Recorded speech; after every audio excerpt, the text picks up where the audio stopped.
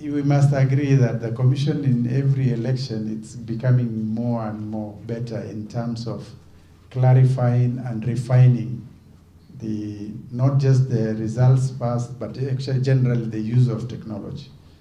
The only challenge the Commission has is that we are more or less dependent on proprietary softwares for purposes of conducting some of these electoral activities that require us to use technology. The reason being, the Commission does not have the capacity to develop its own softwares. And even if we did, we do not have the funding to do so.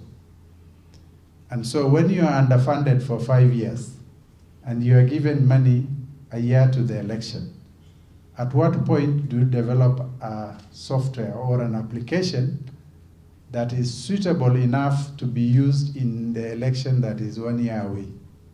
It's practically impossible. And so that's why the Commission has to use proprietary softwares, and in doing so, we make sure that we safeguard the interest of the Commission and the country as much as possible within the specs that we develop. And the Commission is guided by the Public Procurement and Asset Disposal Act, and we strictly adhere to the Act and the attendant regulations. And therefore, we procure within the existing laws. It's not the Commission that wakes up and then decides to give technology or any other services or goods that we require to farms. So we are guided, we follow the guidelines.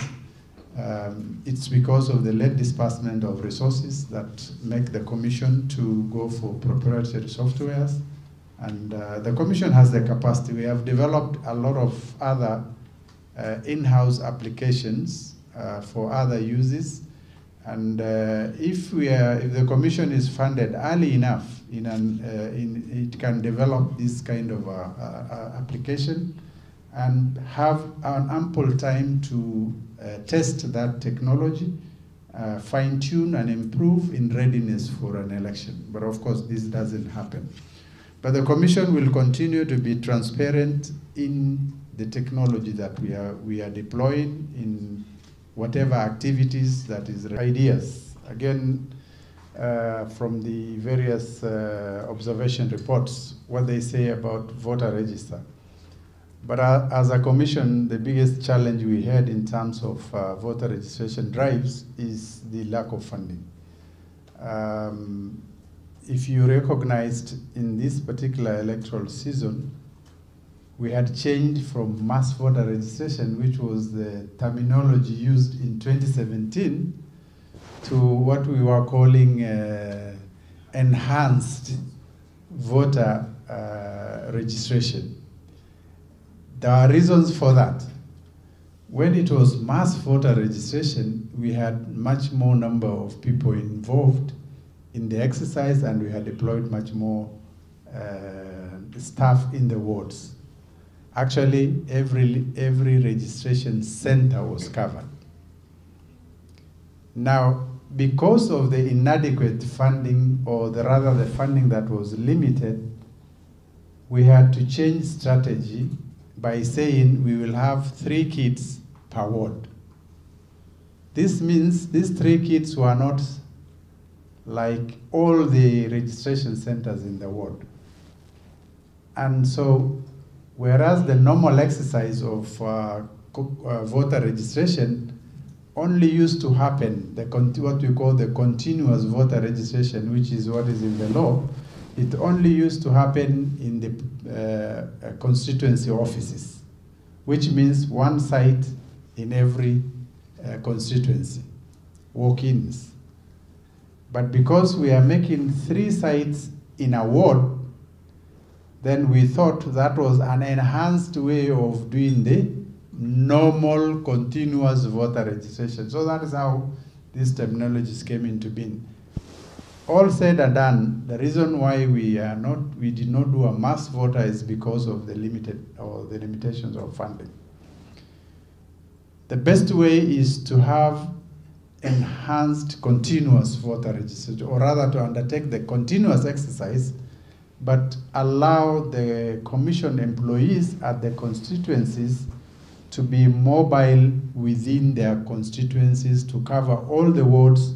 They can decide to do it in defined routes, in defined days of the days of the week, or any other way, but they define routes for every ward so that they can capture people as they turn 18. Now, this is the best way. But now, if each year when we do our annual budgets and we include that item, it has always been the first thing to be removed. And so this is why we wait for 5 years, and we have not done substantial voter registration, and therefore we do this either mass or enhanced or whatever other terminologies that will be used. So the best thing is, and I think now that we are done with the elections, we will engage relevant government offices to support this initiative of really making the registration truly continuous, so that we can have it in every ward. We empower our returning officers to have staff with them, temporary staff with them that can help them in the activities in every ward. I think that's the ideal thing, which we will try and see how we can engage the relevant government offices. In terms of the register itself, ABC amendment bill that is stuck in the National Assembly. That is a product of our initiative as a commission to amend the IBC Act and provide for a second review, because as it were, the Israel provision of the IBC Act Section 36 only addressed the first review that was undertaken in the year 2012. We have also the schedule of the IBC Act that also needs to be amended to provide for a very comprehensive procedure of that delimitation. So pressure needs to mount on the National Assembly to pass this bill in order for us to realize a delimitation process that is grounded in a statute. Because as it were, the Constitution merely provides the framework, a skeleton framework.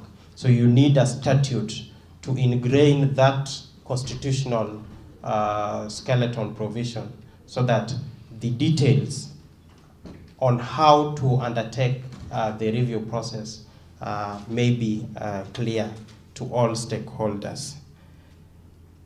I want to believe that I have addressed most of the